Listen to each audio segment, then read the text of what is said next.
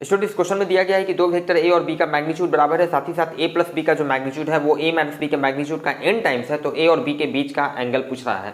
Student, अब इस question को अगर आप जनरल तरीके से सॉल्व करेंगे तो ये काफी टाइम लगेगा, जबकि कॉमन सेंस का यूज करके बहुत आसानी से इसे सॉल्व किया जा सकता है।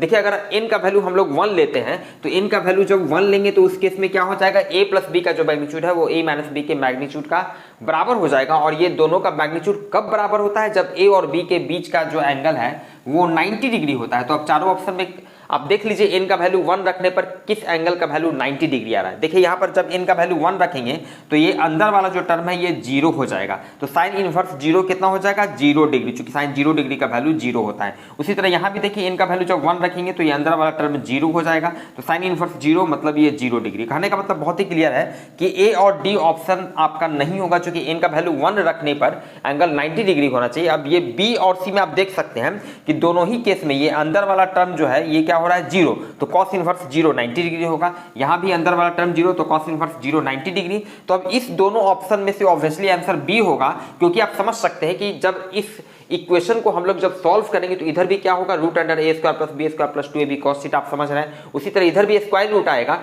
और इसको फाइनली हटाने के लिए स्क्वायर रूट को हम लोग क्या करेंगे, स्क्वायर करेंगे, और जब स्क्वायर करेंगे तो n स्क्वायर वाला टर्म होगा। Answer the final answer is B.